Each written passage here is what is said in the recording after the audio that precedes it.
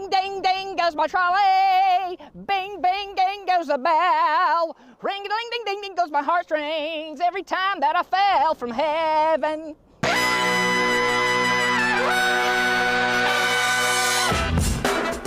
Good morning, sweet world, and welcome to the No Dunks podcast on the Athletic Network. It's Monday, April 10th, 2023. Apologies for the delay. We had a power outage in the area, but we're back. I'm J.E. Skeets here in the Classic Factory, and alongside me, as always, Tass Mellis. Podcast listeners, this is for you.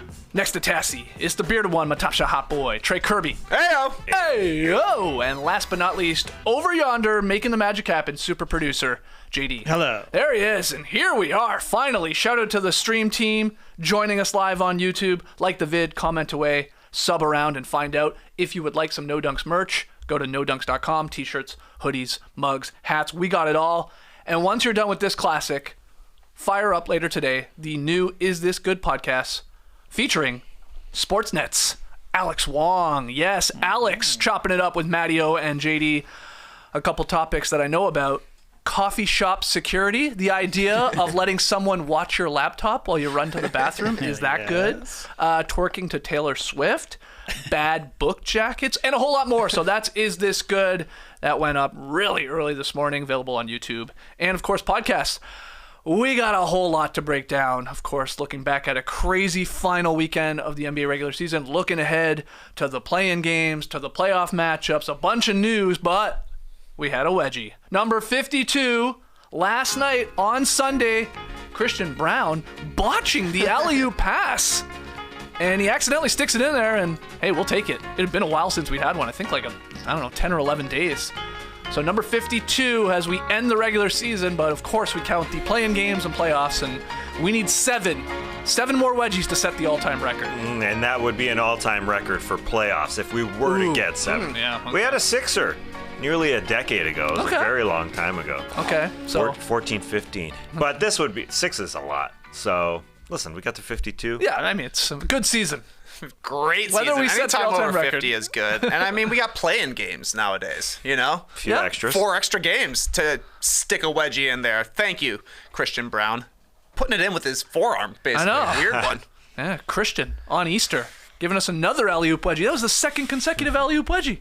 Chris Boucher had the last one, and then this one. It's the new, type of wedgie. The alley-oop botched wedgie. I love it. All right, let's just get into it. I want to know the favorite game or moment from the final weekend of the NBA regular season. Where do you want to start? Oh, come on. Everyone was talking about it. We got to start with the Wolves and the Pelicans. The storyline of Rudy Gobert's punch to Kyle Anderson overshadowing what was a great comeback for the Timberwolves. Right. A really, really good one that started with Jaden McDaniels, their best perimeter defender, punching a wall, breaking his hand towards the end of the first quarter where he was extremely upset. So he goes out.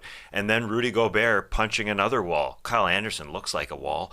I mean, Kyle Anderson, maybe that's why he retreated so fast. Maybe Kyle Anderson is as hard as a wall because Rudy Gobert hits him towards the end of the second quarter as they're having this argument on the bench. Rudy backtracks real quick, and Taurean Prince helped him backtrack, getting up and pushing Rudy Gobert with 2 hands to his chest. It continued in the locker room. Rudy Gobert went home, and then he did the P&P apology, which is a smart route.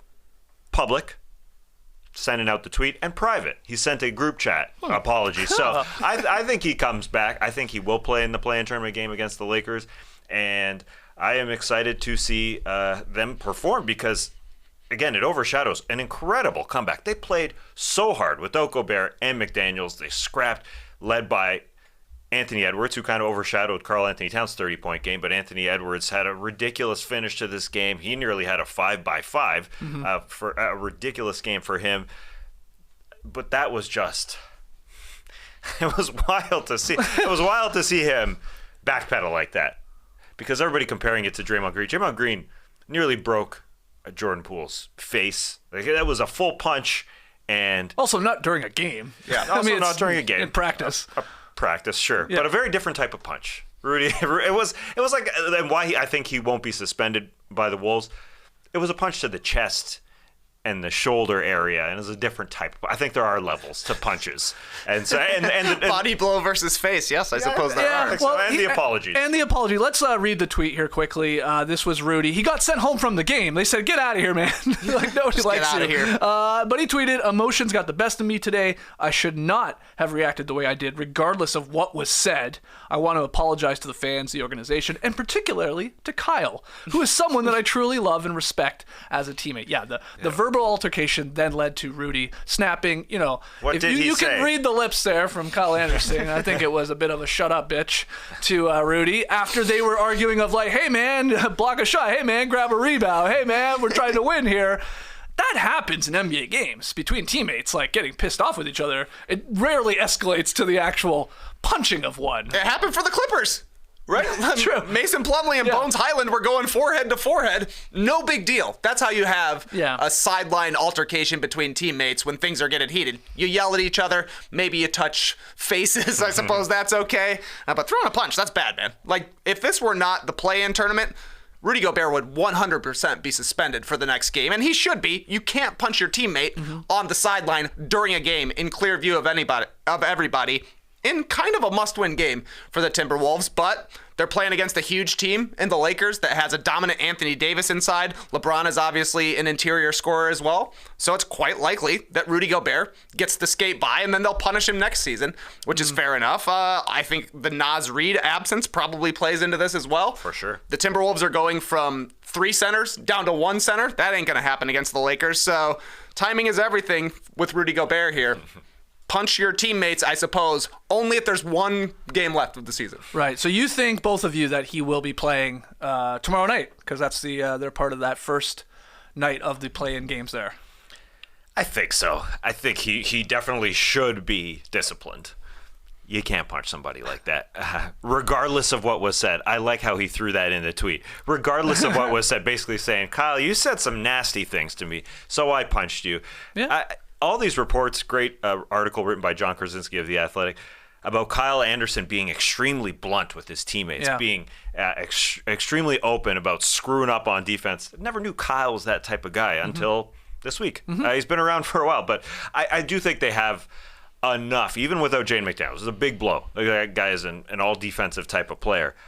With Taurean Prince, with a guy like Kyle Anderson, with some monsters in Rudy Gobert most likely, and Karl Anthony Towns, and even the ferocity of Anthony Edwards, again, overlooked in this game. I thought he was great.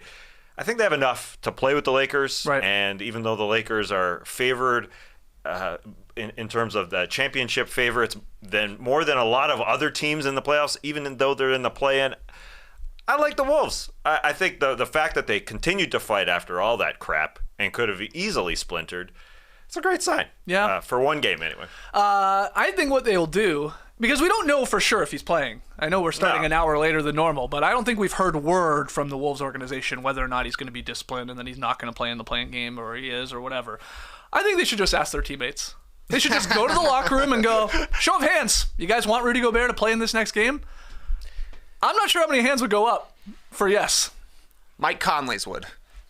Seems to be a good guy. Okay. He's getting a lot of credit for smoothing things over at halftime, though apparently Gobert and Anderson went at each other at halftime as well, and there are leaked recordings of Kyle Anderson basically talking trash about Rudy Gobert as well, saying, you're going to have to make a decision coming this summer. But more than likely, Gobert plays just because I think it would be even more of an embarrassment for the Timberwolves if he doesn't. Also, the Timberwolves played a lot better with Gobert on the bench yesterday, so that's an interesting thing to throw into this as well. All right, well, we got that in there. And yes, Plumlee and Bones Hyland also having a bit of an altercation. Yeah, yes, no punches were thrown. What else from yesterday that you wanted to touch on, this crazy ending to the season? Udonis Haslem's final regular season game, at least for the Miami Heat. He had 24 points yesterday, his most since November 2009. He scored 13 points in the first quarter, hit 3 3-pointers. He now has 9 total 3-pointers in his NBA career. He caught an alley-oop from Duncan Robinson. This is incredible stuff from Udonis Haslem. Bam Adebayo also hooked him up with a rocking chair to send him into his retirement. I guess they're assuming that UD is not going to be playing in the play-in game or the actual playoffs, should he get to it. But a lot of weird stuff always happens in Game 82 of a regular season. But I didn't expect Udonis Haslem to set the record for points scored by a 42-year-old. I would have never even considered that as an option for things that happen. It's like, yeah, sure, Ben Uzoh will have a triple-double out of nowhere, but Udonis Haslem scoring 24 points. He's scored like 24 points in the past 4 seasons combined or something. It's wild stuff. But he just went off yesterday. Everybody was going crazy for him. He took a charge, of course. He was really doing it all out there. Yeah, he became the oldest player in NBA history to record a 20-point game, surpassing Vince Carter. Udonis Haslem. 28. I know. Yeah. 42. He's nearly 43 years old, right? He's like 50 or 60 days away from turning 43. So he's got Vince beat. That's a wild one. Haslem's 24, way more surprising than Kobe's 60 in his final game. 100 times more surprising. I agree. Because it's Udonis Haslem, who was young once and was scoring some buckets, but now he is super old. Had the 3 threes, the alley-oop that I think even Dwayne Wade, who was sitting courtside, got up for, and was like, how do I celebrate this? I've never seen this before. It was just a straight alley-oops, but he gave it up, got it back, and got to throw one down. 3 threes. Ridiculous. The rocking chair loved that touch, and that's going to be his final game. Unless he gets into some garbage. But even then, I don't think so, yeah. Yeah, it's, blowout. If they make it deep into the playoffs, you got to throw UD out there. Just because he was part of the championship runs, and he was a starter way back when in 06 doing his thing. Oh, wow. It's just very, very strange. A couple other crazy things from yesterday. The Warriors set the NBA record with a 55-point first quarter. They were playing the Blazers. Klay Thompson also became the 3rd player in NBA history to make at least 300 three-pointers in a season, joining Curry, who's done it 4 times, and James Harden. We had the Spurs and Rockets both winning Game 82. They finished their season with identical 22 and 60 records. So Pistons win the tank off here with 17 wins, and then it's those 2 teams, Houston and San Antonio, but they're all going to have the same chance at the number 1 pick. We had a broken speaker delay the Clippers-Suns game. Was it broken? Well, yeah. I mean, that's what some of the conspiracy theorists thought because of this whole, what did the Clippers want to do here? Do you want to win this game, lose this game in terms of your seeding? Are you going to fall into the play-in? What's going on in the Pelicans-Wolves game? That was weird. That was strange, and a lot of people are thinking the Clippers sort of came away as big losers yesterday in the sense that they won their game. They got to play the Suns. And then they got to play the Suns in a 4-5 matchup. I don't know if you have any thoughts on that. Should they have really leaned in to just we'll take our chances with that Pels-Wolves game and maybe we'll just be the 7th seed. Maybe that's a better chance for us. Or is that crazy? I know play-in's too scary, man. Too scary? Too scary. One game, you're out, then you're talking about that's kind of what happened to the Clippers last year. They lost their first play-in game. They were getting ready for the second one. Suddenly, Paul George was in health and safety protocols. Now you're without your 2 stars. Then you're out of the playoffs. Yeah, you would much rather take your chances with having to lose 4 times. Yeah, and how do you lose to the Suns on the last day of the season when they're playing nobody? The Suns are playing absolutely none of their guys. Yeah. And then go into potentially a playoff series with them or however it may unfold there. I do see the biggest thing I think for Klay Thompson, you mentioned the Warriors, 55 points in the first quarter, an NBA record. Never been done before in a quarter, in the first quarter, I should say, and the highest scoring quarter of any team this season. That's scary stuff for the Sacramento Kings going into the postseason, watching that happen.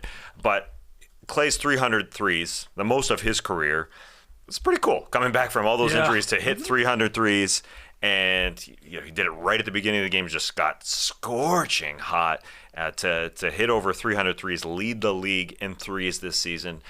Pretty neat for him to come back and do that. Some of Sunday's other great games. Kenneth Lofton Jr. of the Grizzlies. This guy just signed a contract with Memphis. First rookie to record a 40-point, 10-rebound game since Blake Griffin in 2011. Yeah, he had 42 and 14. Lofton did. Cam Thomas, he was back in our lives for one game yesterday. He went for 46. Mikal Bridges played 4 seconds to extend his NBA Ironman streak. So he technically played, fouled, came out, obviously, to save him for the postseason. Do you have thoughts on that? How do you like it? You're like, you know what, fine. Or is that a little too gross? It's a little skirting the rules, but he does finish with 83 games played this season. So I'll give him credit for that one. Okay, that's a good point. Exactly right. If he wasn't going above and beyond, getting to 83, I think it would be more of a problem, but very funny. Yeah. If there's one guy who can pull that move, it's the guy who's played 392 consecutive games. Yeah, you're right. Yeah, it's a dirty move, sure. But it's not like coming in and playing 10 seconds to get to this dumb mark that we have in the new CBA for award winners. You know, that's a little different. That he's an Ironman. He doesn't miss games. You guys brought up the infamous Ben Uzo game back in the Raptors days, putting up a triple-double in his in the team's final game of the regular season. Well, how about Theo Pinson yesterday? Shout out to his podcast. Triple-double in 40 minutes of action. Is that what the podcast is called? Yes. Trey Mann, OKC, also posted a triple-double. Sure, hand him out. And it wasn't a triple-double, but it was definitely the one guy where I had to admit, I went, who? Dominic Barlow of the San Antonio Spurs nearly had a big beef. He's a 19-year-old kid. I mean, he's small forward for the Spurs. 21 and 19. This is the shit that was going on yesterday. I love Dominic Barlow on the wire. Yeah. So, crazy. I mean, this is what happens. There are 3 Trailblazers who don't have a photo on NBA.com. Jonathan Williams. Oh, yeah, Jonathan. Chase Comanche and Justin Minaya. Not real. Jonathan Parker? Jonathan Parker. Like, seriously? Every day when I get dressed and pull on my trousers, I'm calling my Jonathans from now on. You got your Jonathans? Yeah. So what a wild ending to the regular season. But, hey, let's keep it going here. We do have in our play-in schedule. It is set. We know the 8 teams, the 4 games. Here it is for everybody on YouTube. Tomorrow night, we got no games on tonight. Tomorrow night, this kicks off on April 11th. Atlanta in Miami, 7:30 p.m. Eastern, TNT, followed by the Wolves and Lakers at 10 o'clock. That one also on TNT. And then on Wednesday night, we got it. In the end, we got it. It is the No Dunks Bowl. Bulls at Raps, 7 p.m. Eastern on ESPN, followed by the Thunder and Pelicans. Yes, Pelicans falling there in the end to the 9th seed. So, okay, let's start with you, Trey. Most intriguing play-in tournament game and why? Where are you going? Well, I mean, it's got to be the No Dunks Bowl. It's only intriguing for us because this is going to be an ugly game. Yes. These are 2 of the worst watches in the league. Generally, both teams very good on defense. Both the Bulls and Raptors, basically, since the All-Star break, you can probably even go back a little bit further, but they're both top 10 defenses and bottom 5 offenses. So it really feels like if you can get to 90 points, you got a really good chance. It's going to come down to, for me, turnovers and free throws will be a huge determining factor on who wins, and probably one player on either team will have a randomly great game. Maybe Zach LaVine for the Bulls, maybe Fred VanVleet for the Raptors, but we're going to be living and dying with that one. And I don't know if anybody else is, but it feels big. To me, it feels big to us for sure. 12 and 10, I think they both are in their last 22 games. Cool. Awesome. Yeah, we're going to be live on playback for that game, too. That is Wednesday night, like I said, 7 p.m. Eastern. We got the early start. We're going to have all the energy in the world as we watch our pathetic teams try and beat each other. And, I can't believe the Raptors are somehow favored by 5, I saw in this game. What's the over-under? It should be like 200. It's probably more than that, but... That's a great question. It's going to be low scored. It's going to be ugly. And I don't know. I'm almost like... It sounds like you don't think they can do it. I don't think the Raptors are going to win. There, I said it. I think the team is quit. I mean, I think a part of it with the Nurse, press conference, or pregame press conference, whatever you want to call it, where it's like, I'm going to reassess. I'm probably gone. I think there's that. I think, even if they get in, these teams are going to get waxed, of course, by a Milwaukee Bucks team. I don't know. The good thing is they're playing the Bulls. Yeah. So that's a good sign that they could make it through. They're a good home team. It's true. They've played some ugly stuff. We will have some really ugly stuff. We will have our guy Jerome apparently in Jurassic Park, taking in the sights and sounds. Can't miss it. Of this No Dunks Bowl. BetMGM has the over/under at 214.5 right now. Wow. Okay. Yeah. What an underplay that is. That feels like an under to me. This feels like definitely like a 100 to 92 game or something like that. 100 to 93. What else? It sucks because our 2 teams involved, our other home team, the Atlanta Hawks, going to play the Miami Heat. It also just doesn't. doesn't breed all that much excitement. That game, the Eastern Conference play-in games, just fail to compare to the Western Conference ones, which I'm far more excited for. I'm far more excited for the Lakers hosting the Timberwolves. We just talked about the Rudy Gobert scenario. The Wolves beat them 2 out of 3 games this season. I think they got to feel pretty good. They did just lose to them recently when Anthony Davis was a monster. I can't wait to see Anthony Davis against that front line. I do think Rudy Gobert comes back. Can he provide a little bit of inspiration for his boys? Because he is playing injured as well. That's what Kyle Anderson was saying. Hey, play a little bit harder. And Rudy Gobert reportedly, according to all reports out there, said, hey, my back is injured. But listen, this team fights and scraps. They do have some sort of enthusiasm about them. They play good against the good teams. They play really bad against the bad teams. And they're the underdog here. By far, we're talking odds. The Lakers have the 7th best odds to win the title. Yeah. Well, they've had the 2nd best record in the league since the All-Star break. Yeah, so they Bucks, should be the favorite. There's no doubt. The Timberwolves, it's an uphill battle, but it's a 6.5 point line there. The Timberwolves are plus 15,000 to win the title. So that's deep. It's deep. Yeah, those are deep odds. But I think they match up pretty well, as I talked about all those things. And will Anthony Davis have a big game? Maybe. They have played well together with the Austin Reeves into the starting lineup. Damn, they look good. It should be a really good game. It's the best they've looked all season by a mile with the Lakers. Yeah. So that's good. Good it should timing. Be fun. No McDaniels, that's going to be a killer for the Timberwolves. Losing McDaniels for this game, I mean, they said the rest of the season, it could be 2 games for the Timberwolves if they're completely imploding right now. But between the star power and the fact that Minnesota might completely just turtle at the end of the season, I think this is a must-watch game. I mean, these all are. You can make a stupid case for all of them. Yeah, I mean... Pelicans Thunder is also... It's intriguing. I think that could be a very exciting game. Yeah, definitely. For sure. The Heat-Hawks game. Now, this one, you're just trying to convince yourself, can, Trae Young exercise the demons when it comes to playing the Miami Heat? I had forgotten how bad it was, but I just checked. In last season's first-round series, that the Heat won in 5 games, so the Hawks did take 1 game, Young averaged 15.4 points per game. Shot 31.9% from the field, 18% on threes, 31 turnovers on just 22 made shots that he had in that series. And you look at the regular season matchup too, it's nearly 19-20 games. His numbers are way below his career averages because they just do a good job of bottling up. Why would the Heat change any of their game plan going against this team? And it's whether or not maybe Quinn Snyder's the one to figure out how to unlock something different. Big game for DeJounte Murray, I think, because I'm with you. That's what the Heat have done to the Hawks starting in that playoff series last year.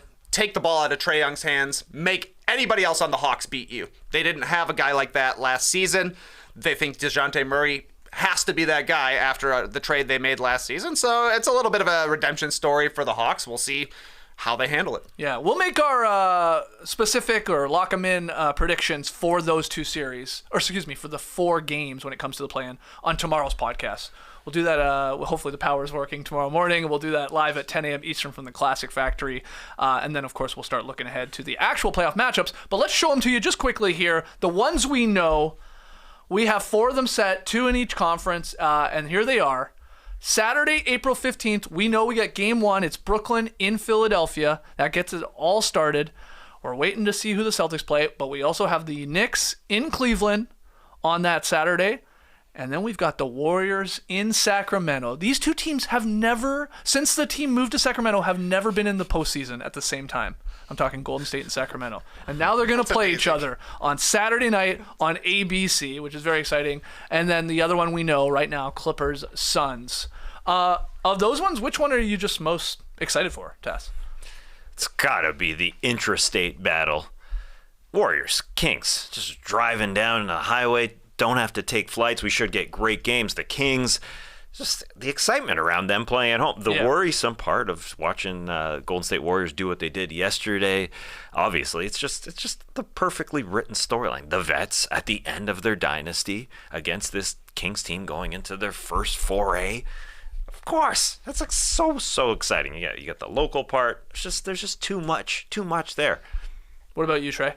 I mean, Sacramento versus Golden State is by far the most exciting first-round series that I think we're going to get even after the play-in shakes out, but the way it looks now, no doubt about it, because it's really a good test both ways, I think. Like, the Kings are obviously going up against the defending champion Warriors, a team that has done it for the past 10 years, being on top of the league.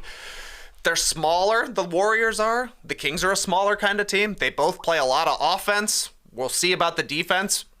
That's a question for the Warriors. Can they flip the switch at all? Can they actually become a 16-game team like Draymond Green always says they are?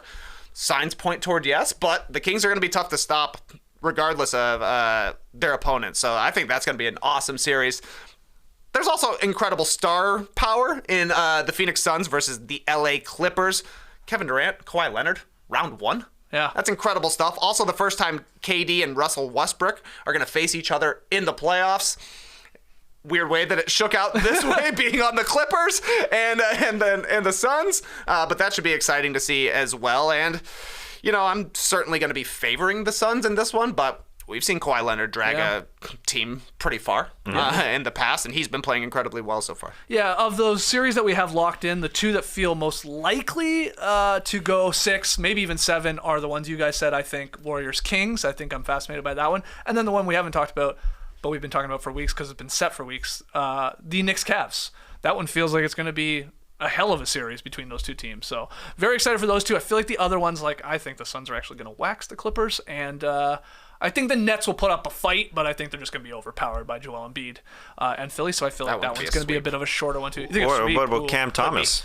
Cam Thomas. Will he play? Unlock him. Yeah, we'll see. We'll again get into all of our predictions and a lot more detail where we start looking at things to watch in the series throughout this next week, because the playoffs actually don't start until Saturday. The play-in, it's the postseason, but it's not the playoffs.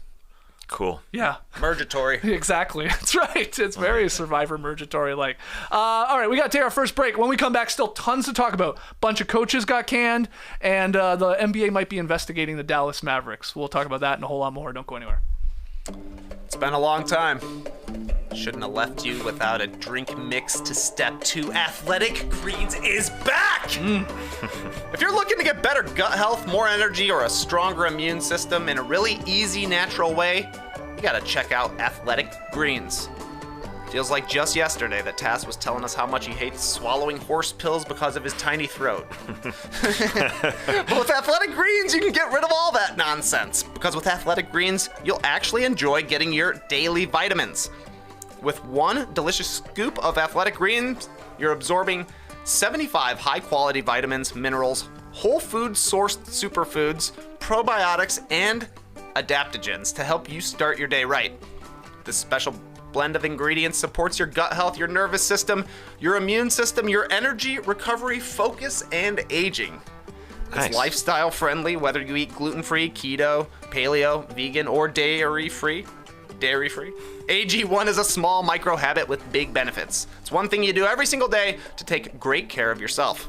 Right now, it's time to reclaim your health and arm your immune system with convenient daily nutrition. It's just one scoop in a cup of water every day. That's it. No need for a million different pills and supplements to look out for your health.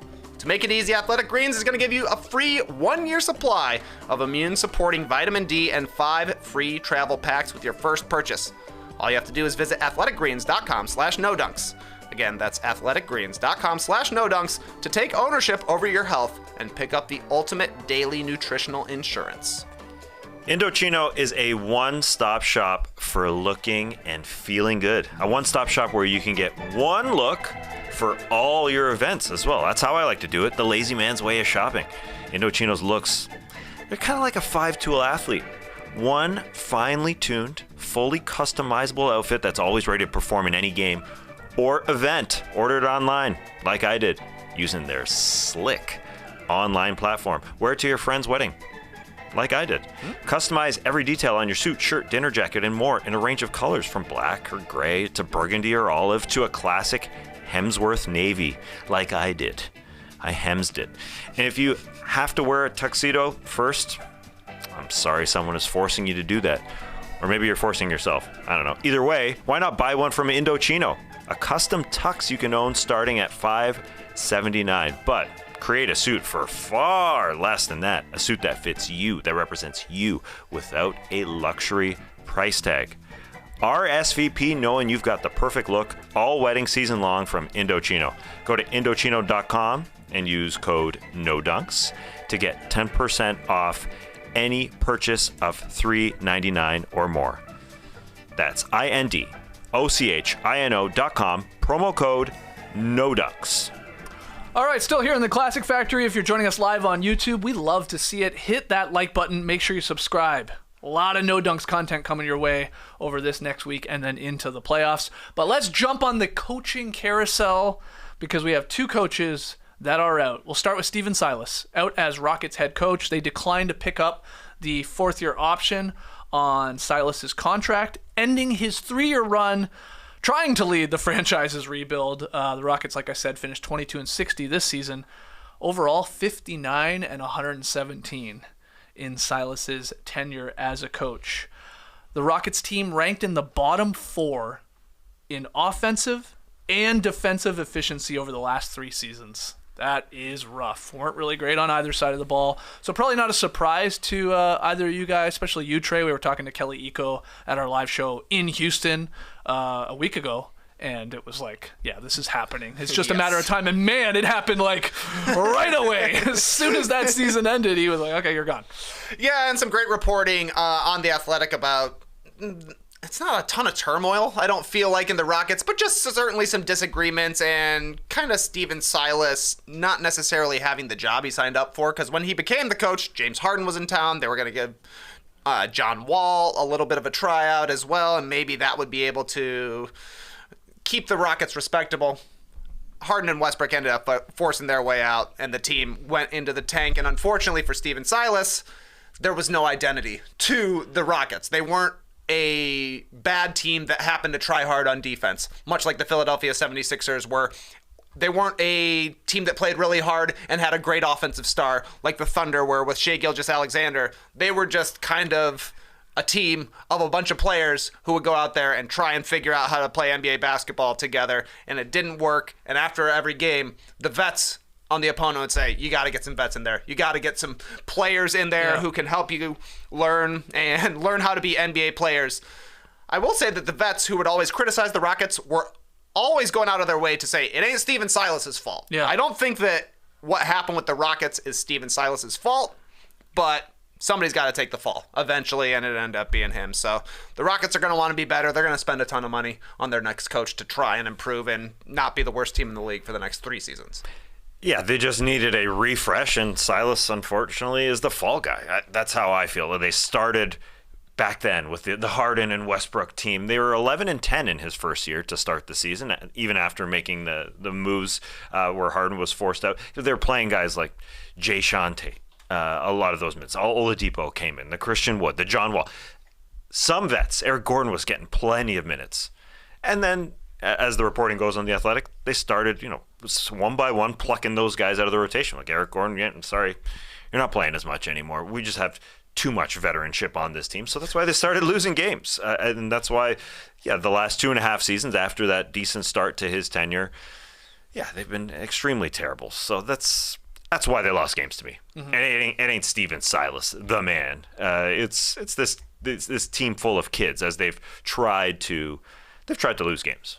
Yeah, by all reports, they are going to prioritize a more established coach for their next tenure. Some names being thrown around in this initial coaching search: Raptors head coach Nick Nurse, which we also talked to Kelly about; Warriors assistant Kenny Atkinson; former Lakers coach Frank Vogel; ex-Hornets coach James Borrego; ex-Celtics coach Ime Udoka, and then a bunch of other assistants that you always see: Adrian Griffin, maybe Charles Lee, stuff like that.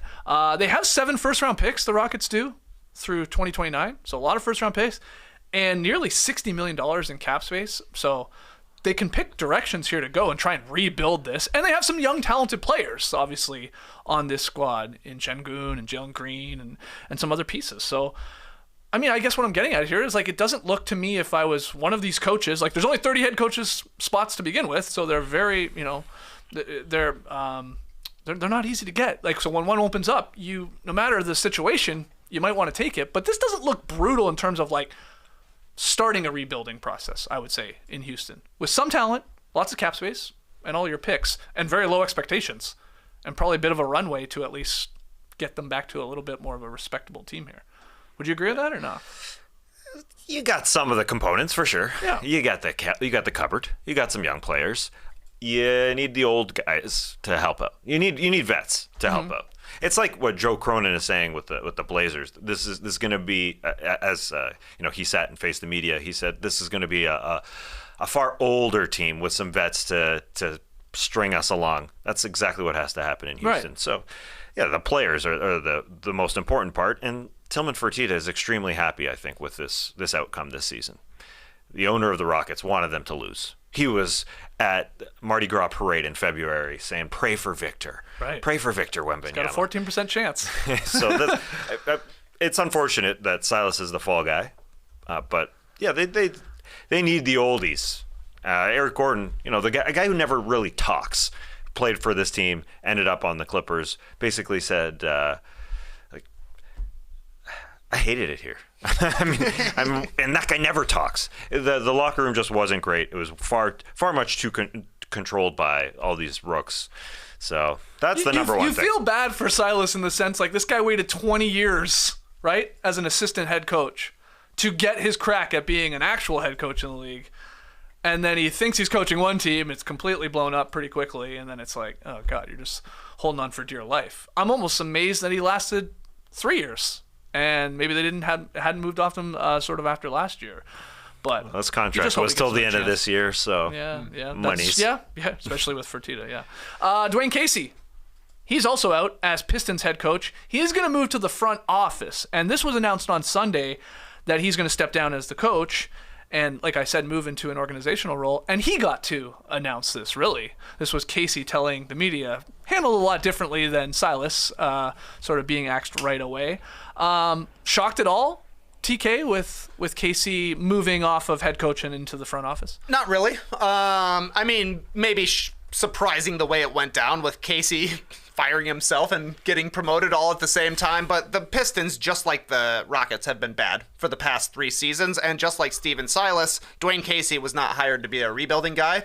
He was hired to take the Pistons back to the playoff during the Blake Griffin era. That's a forgotten Pistons era, but he was an all-NBA player there for a second.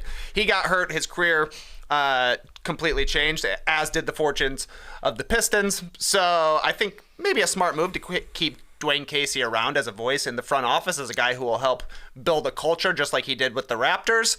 But they probably want a younger head coach as opposed to the Rockets, who are looking for somebody who's more established. I think that Detroit will likely go the developing coach route. Yeah, interesting. You agree with that?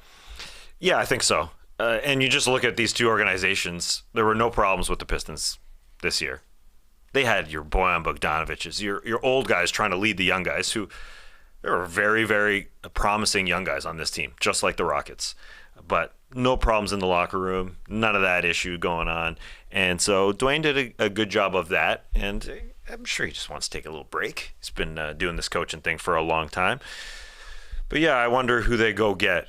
Do they go real young, like a Charles Lee or a Jordy Fernandez from Sacramento, or do they give Stack a try with the Pistons ties there? He's been coaching for a while. Maybe not young enough for them. I don't know. In terms of NBA head coaching, he's young. He's only 48, though, overall. Is that number too big? Teams like to go real young these days. Is Kenny Atkinson too old? I think Kenny would be a really good fit. I mean, he did that with Brooklyn pretty well before Kevin Durant said, "You out of here." So I think they have a lot of options. Yeah, the Pistons season changed immediately after 12 games when Cade Cunningham went out. Because we were talking about the Pistons, it was like, ooh, are they going to be a sneaky play-in team? Are they going to be battling with the Magic or something? At the start of the season, they're going to make like that little leap. Are we going to see it? Because they got, obviously, the number 1 pick of the 2021 draft there in Cade. And then those plans were completely interrupted. He gets injured. Now, in the games he played, it's not like they were lighting it up. His stats were great, but they were 3-9 in the 12 games to start the season there. But totally changes after that. This is not a shock. I mean, they've had the worst winning percentage the Pistons have since that one postseason run that Casey was there. They win like a quarter of their games. We're talking over last 4 seasons? Yeah. So it's been bad for a long time. And yeah, will they move in that direction that you guys are saying? A younger, more developmental coach, because it was Stan Van, and then, it was Casey here. Mm-hmm. And so do you go sort of away from that and give one of these young guys, like a Charles Lee, I think is probably at the top of a lot of people's lists, the young Bucks assistant coach, an opportunity? And then, Udoka's name is going to be attached to all these teams too, with an opening after leaving the Celtics there and violating team rules and stuff like that. But no one would be shocked if when he's given another opportunity to coach a team, and he might get to pick some of these teams. Is there another head coach that could be next here? We lose Silas, we lose Casey. Who's on the hottest seat after that? Those two guys. Nick Nurse. Okay. Nick Nurse's seat is boiling, but I think that everybody just kind of thinks he's gone regardless. Yeah. So, I mean, is that seat hot, or is he warming it himself? I don't know, but he seems like the next coach who will be employable. Wes Unseld Jr. with the Wizards, I think, probably has to be in the mix as well. They haven't done anything in his couple of seasons as a head coach, so I don't know what his contract status is, but if next year is year 3, that's kind of what Stephen Silas was looking at. Yeah, I think he's going to at least get one more crack at it by all reports. Unseld Jr. Like, Billups is going to be coaching the Blazers still, it sounds like. Kidd's going to still be coaching the Mavericks, if you believe Cuban. Anyone else? Yeah, I think Kidd comes back. I think Cubes has made an agreement with Kidd, an agreement with Kyrie Irving to re-sign him. I think they're bringing everybody back. It sure feels like to me. I can't wait to see what happens with the Rap situation, whether it's just players on the move, because there's going to be a lot of changes. There has to be, with all their free agents, plus Nick Nurse. I think you guys covered it in terms of guys who could go out. I do think Billups comes back as well. I'm guessing. Well, we snuck in the Mavericks there. Let's talk about them. They made big news over the weekend. We were live on playback when it was all going down, Tass and I, on Friday night. And the latest report is the NBA is opening an investigation on the Mavericks, quote, roster decisions and game conduct versus Trey Kirby's Chicago Bulls. Friday night, Tass, where we suddenly learn, Kyrie's not playing. They shut down a bunch of other role players. Hey, Luka's going to play, but he's only going to play the first quarter because it's Slovenia night, and then we'll shut him down. They had decided, all right, it's late in the season, but you know what? We would rather our chances to keep our top 10 pick instead of give it to the Knicks, and we don't really care to actually still try and get in the play-in, which they were technically still alive. They needed the Thunder to lose, which they didn't in the end. But do you think the NBA is going a little too far with opening an investigation into tanking? But it's just late game, blatant tanking here. It's not like other teams haven't been tanking for weeks. Yeah, it's jarring for sure. They're playing their asses off in their previous game on the Wednesday night. Kyrie going for 19. They had a great game against the Kings. But then extremely strange that within 48 hours they just say, we're done. We're gonna hope we can keep our top 10 pick. It's not even a lock, but hope to keep that top 10 pick. Now it's an asset if they do keep it, and tank for 2 games, even a game and a half really, because Luka played for the first quarter. They were up at half, and then they were pissed and said, all right, well, let's play some of our deeper bench guys, the deepest of the deeps in the second half, and then that last game. So, yeah, they did it for a game and a half, but the Spurs, the Hornets, Pistons, who am I? I got the Rockets. They've been doing it forever. I mean, they've been doing it for weeks. Mm-hmm. So how do you turn around and say, hey, you guys. The Blazers is a good one, too. Yeah, the Blazers, the Wizards, the Pacers, the Jazz. The Bulls were tanking the same game. DeRozan and Levine didn't play. Right. Yep, totally. They were trying to improve their lottery odds as well, but the Mavs did it better. I think the only reason this is happening is because Jason Kidd basically came out and admitted it. Said the front office told me not to play our guys, so we're tanking this game away. And it's Mark Cuban. Like, he just submitted a nonsense investigation to the league, which they overturned. So they say, hey, gotcha, sucker. They're going to investigate them, and nothing's going to happen because everybody's doing this. If you're talking about games to shorten the season, last week of the season, we don't need it. Pointless. Nobody played. Every team was tanking. Every team. Yeah. Then doesn't the second last week of the season become the last week of the season? That's good. This is a good way to reduce games. There's some easy games to get rid of. Yeah, there's just no way you can penalize them. It just doesn't make. They've been doing it they did it the loudest of anybody because they just yanked guys after playing so hard. But everybody's been doing it far longer. It's kind of like when Greg Popovich sat his guys against the Heat in a nationally televised game and they got fined, what was it, $500,000?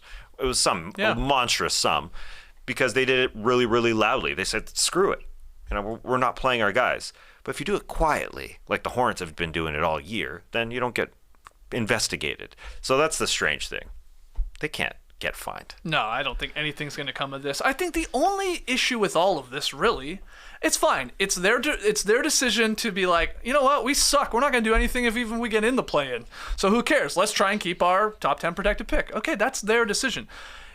You just hope there's no lingering effects from what your message, your direction as an organization is saying to your star player in Luka Doncic. Now, some reports are like, the guy was frustrated. He wanted to play. It was the whole Slovenia night. That's probably why he played the one quarter to begin with. Otherwise, why would he have played? He just like, okay, these people come for this night. I'll at least show my face. I'll get out there, put up some stats, all that. And then even played 30 seconds of the second quarter so then they could sub him out, thinking there would be a huge applause, and it was like crickets. It was like, okay. But just as long as they can convince him after the fact, like, hey, I know this sucked. This was very disappointing after the Kyrie trade. We're not even in the plan, for crying out loud. As long as he's on board and starting next season, then you're fine. Then I don't think anything matters. If this really sits bad with him and he's like, screw this is loser mentality, I want nothing to do with it, and then we get into a superstar demanding a trade, then of course, brutal. I don't think that'll be the case. I think in the moment, it looked bad.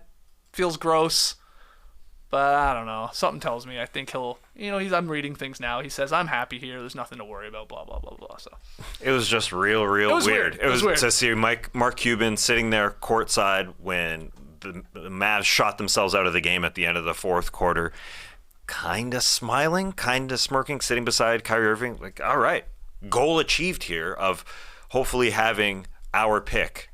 Which isn't a given. It's a great point. No, they have an 80% chance. Right. It's pretty high of keeping their top 10 pick. But the other teams, the 11, 12, 13, and 14, can jump them, and then they drop down to 11th, and then their pick goes to the Knicks. Right. But just a strange scenario because they played their asses off 48 hours before. And did their odds diminish? Between Wednesday and Friday? Once the Thunder won that game, yes, a little bit. Because they also won that night, right? Yeah, but still. The Thunder had another game, and if the Thunder lost, then the Mavs could be in the play-in tournament. Yeah. Nothing actually changed. They just got cute, super cute, and decided we're not going to play. And Luka went and faced the media after, and Kyrie Irving did not after that game, or after the season was all done. So just an odd scenario, but I think, with Kyrie sitting there beside Cubes, they all had discussed it, right? I assume Cubes said to Kyrie and to Luka, who wasn't happy about it, and to Kid, this is what we're doing? But I don't know. It is strange. Luka seemed like he wanted to play. Seems like they're, all on the same page to come back next year and do whatever. Well, I think Luka will be there. Yeah. Kyrie? I think Kyrie signs. Yeah. Whether or not he demands out next year, that's a different story. but okay, we'll see. Some other news from the weekend. This was weird news. Jaylen Brown got 5 stitches after cutting his hand on glass. This happened on Friday night. He told reporters before that game against Toronto. Cut his right hand picking up a glass vase he knocked over while watering his plants. Had to get 5 stitches. Hand was heavily bandaged. Now he says he was pissed, but he's going to be good to go come the postseason. Like we said, they play their first game on Saturday. You water plants. Has that ever happened to you? You ever knocked over a vase? Tried to pick it up with your bare hands? And I'm pretty nice with it though. Yeah, I've got a great motor skills. Do a little pinch to grab it. I don't know. I don't have much of a take from this, except for that I think there will be one Boston Celtics postseason game that has to get stopped because of blood. Somebody's going to hit him on his hand. He's going to start bleeding again. Stitch is going to open up. Yeah. Yeah, it's on his right hand. It's true. So I would be hacking that hand. Do you believe that... especially if they end up playing against the Miami Heat. They'll be taking shots at that hand. Ooh, yeah. I hadn't thought Jimmy about Butler chopping. Do you believe that Jaylen Brown cut himself on a glass vase, 5 stitches, and this is not a cover for anything else? No. Okay. No, I don't. 5 stitches? That's too many. How big is that vase? Yeah, a lot of questions still. What do you think here, Tassie? Just like you're not too like he'll be back. Well, apparently he's already. Hand. Yeah, apparently he's already starting. There's reports he's going to start practicing soon, so that's a good sign, I guess. Just quick healer. Small stitches. I was more surprised by your technique of watering plants. We found out this while we were doing playback on Friday, and we talked about watering plants and the whole scenario. And you take your plants, put them in the tub. In the tub, a lot of them. Yeah, that's amazing. Especially the big boys. Yeah, got to give them a good drink. Well, but you're a type of guy that likes measuring things. Like you'd never overwater, I don't think, if it's just on the floor. Like that's the worry when you put it in a tub, that you're going to overwater, right? I guess. Yeah, you don't go overboard for sure. Okay. Yeah. So why put it in the tub? Clean those leaves a little bit, get some on there. It drains through. Yeah. I know you got trays and stuff, I know but it's you're a gonna common make a mess move, just doing but it. you just have to to me, I just don't want to move it. Right.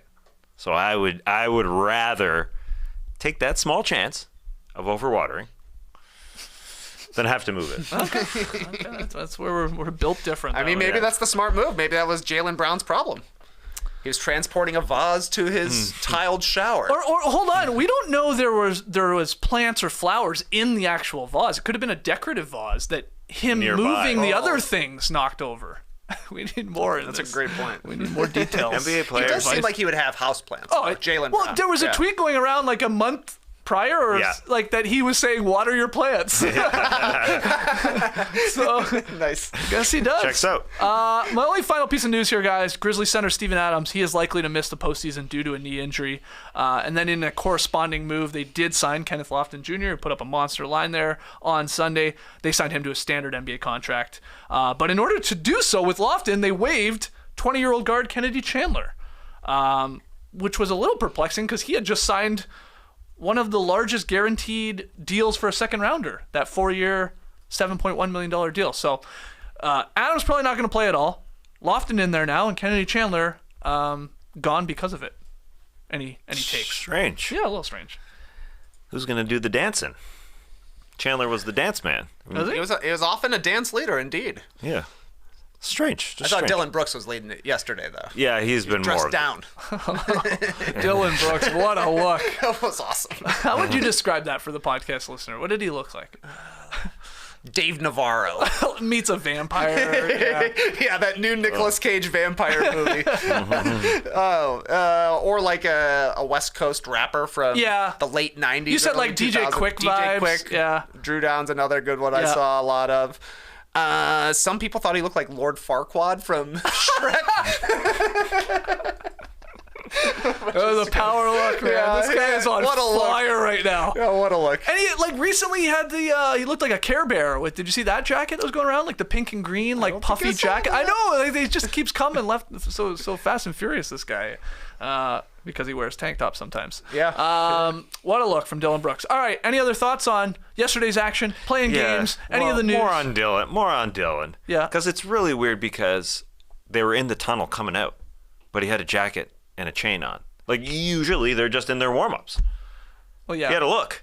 Yeah, but he was like, he had to show it off. He's part of the team. Come dance with us. I like thinking it's a Doris Burke chain. That he wasn't playing. No, he's not playing. I had forgotten about that part. Yeah. But he's still doing his little. Yeah, because he has been leading recently. Checks out. Tell me if this is something true. Okay. Steven Adams missing the postseason, blessing in disguise long term for the Memphis Grizzlies. Go on. I think Steven Adams is instrumental to the Grizzlies. Tough. Huge on the glass. One of the best offensive rebounders. Awesome screener for Ja Morant, which gets him a ton of open looks inside. However, Grizzlies are bad in half-court offense. A lot because they play a lot of non-shooters. Right. They play Dylan Brooks. He's going to shoot it. Not a great percentage. They play Steven Adams a lot. He's not a three-point shooter. And their other wing, Desmond Bane, awesome shooter. Ja's not a shooter. So it can be tough. I think the best version of the Grizzlies in the future will be Jaren Jackson Jr., full-time 5, because he can play outside. As we've seen, he can play inside, and it just gets a little more shooting on the court. So I think in the interim, it'll be tough for the Grizzlies morphing into a new identity. But I think long-term, it'll be like when Chris Bosh went out with his abdomen injury against the Pacers, and suddenly Shane Battier became like the best small ball 4 in the NBA out of nowhere, and suddenly the Heat were like, whoa, if we play like that, we're going to be unbeatable. They were.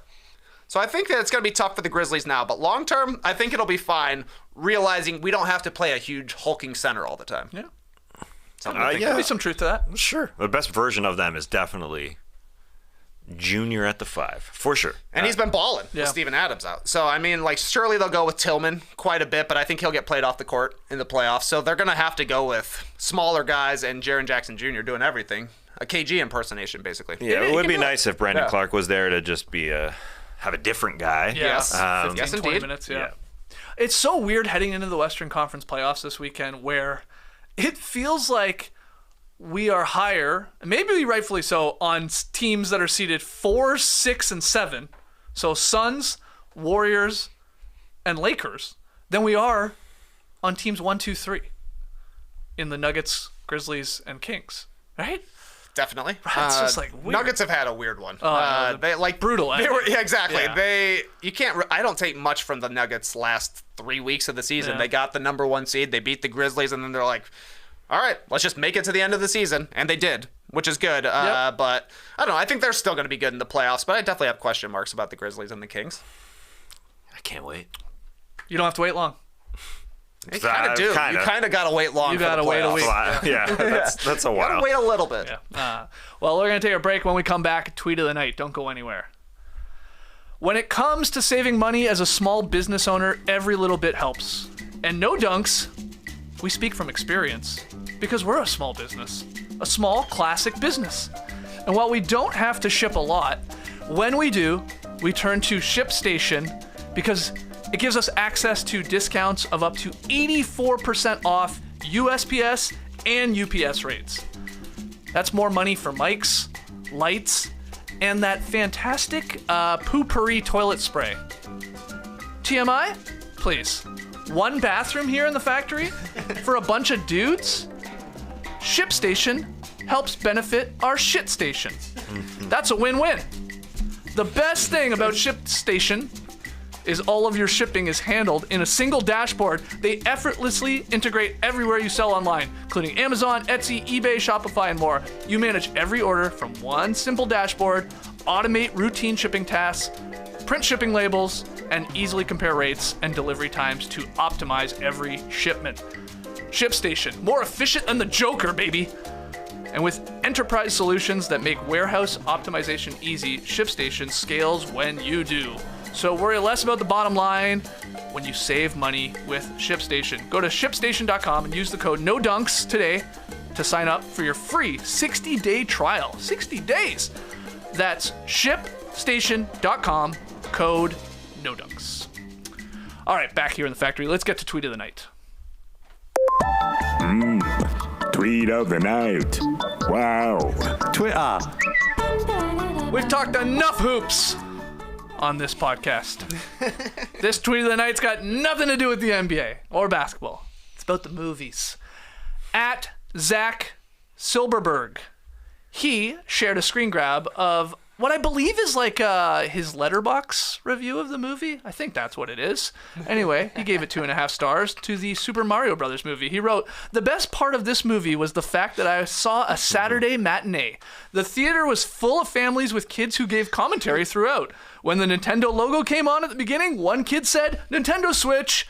Every time Mario was on screen, some tiny voice went, 'That's Mario.' After Bowser gave a big speech about destroying the Mushroom Kingdom, the 6-year-old kid behind me said, 'Oh, calm down.' I had the time of my life." And I also saw this movie. Saturday matinee, baby. Me too. Saw it with my godkids, 7-year-olds. They loved it. And there was a lot of talking throughout the movie. A lot of like, "That's Princess Peach. That's Toad. Yeah. I played the games too, guys." That review was 100% true to my experience. You saw as well. it too? Yes, and my kids were identifying every character that came on, and at one point, Isla said, "Oh, that was really rude to Luigi." I loved it. Make sure you pay close attention. There is a No Dunks Easter egg in Super Mario Brothers, the movie. I didn't see it. It's when Mario comes to his house for dinner for the first time. Oh, I like that scene. What? He walks in, they go, "Ayo, ayo." I thought you were going to say there was a wedgie stuck in a pipe somewhere or something. There might be. So what'd you Spoiler alert. Did you like it? Yeah, I did like it. I did like it, and I think going around on Twitter and stuff and on Rotten Tomatoes, it's that like the critic score is like 55 and the audience score is like 99. I was like, exactly. Yeah, exactly right. It's not There Will Be Blood, but it's an awesome movie about video games that makes you want to play video games. Yeah. There's a lot of fun, like, Easter eggs for all of us old people out there, too. All these little nostalgia, like, sort of in the background and stuff like that. That's fun.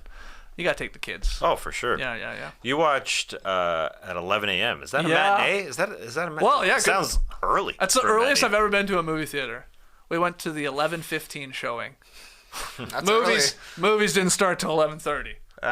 So many trailers. Holy crap. Was the popcorn popping at 11:15? It was, and I said, this is the best time to come to the movie theater. This is fresh popcorn. Nice. Yeah. Breakfast corn. I had some. It was good. We saw it at noon. I got up late that day. First thing, just go into the movies. Nice breakfast of popcorn and Sour Patch Kids. All right, well, let's hear your thoughts on the Super Mario Brothers movie. And were you a fan or not? Or do you believe they could have done more with Bowser's character and sort of like, where he was coming from? Anyway, I enjoyed it too, and the kids, they thought it was incredible. They're just, but it's so weird, like, I don't know what, you guys have kids, but like, I'm watching them, and I'm like, are they enjoying this? Like, they're so serious. They're just sitting there staring at him, and I'm like, they're either, I don't know, are they? And then, I think in my head, like, they're not going to like this. That's the greatest movie I've ever seen. I'm like, oh, well, your face didn't say that. Yeah. Kids, man. They're tough to read. If they're in their seat, they liked it. They were. That's a great key, Task, because Isla liked it. She was in on the whole movie, commenting the entire time. And Ada's main comment was, I do not like this. I do not like too this. Scary? I want to leave. Yeah, just suspenseful. Yeah. And scary. So she ended up on Laura's lap, which, exactly right. I said, Ada, what do you think of the movie? Wow. 3/4 down. Not bad enough to leave. Wow. But I think she'll turn around once she realizes it's not scary anymore. Okay. That's suspenseful, eh? It starts with Bowser and his big old, what do you call it? Almost like almost spaceship. His mountain spaceship. Yeah. What the hell do you call that? I don't know. I'm sure it has a name in the canon. Yeah. I don't know what it is. But Ada didn't let us watch the Kakamora scene in Moana for 2 years. Too scary, man. All those tiny little coconuts. So I felt like it was a great story, though, if you have two kids, though, because it's about, obviously, the brothers, and they're better together and stuff like that. So, anyway, thumbs up from me. I liked it. Popcorn, fresh. Had a water. It was too early for a Coke. Even I couldn't have a Coke. But they had Slurpees. There's no rules. It's like an airport. There's none. There's really no rules at a movie theater. No matter what time it is. But I enjoyed it. Let's call it there, guys. Thanks for sticking with us. Apologies once again for starting a lot later than normal. That power outage did a number on us. But we'll be back live at 10 a.m. Eastern tomorrow. We will make our play-in predictions, at least for those two games, on Tuesday night. Start talking about the playoff series all week long. Any of the NBA news. Get your questions in. Send them in to nodunks@theathletic.com or tweet them in @NoDunksInc. Until then, Clipper Bros. You heard it here first. Have a great time. Turn up. Love you guys. Awesome. Thanks for joining us. And remember, the first rule of tanking is you don't talk about tanking. Brace the day, people.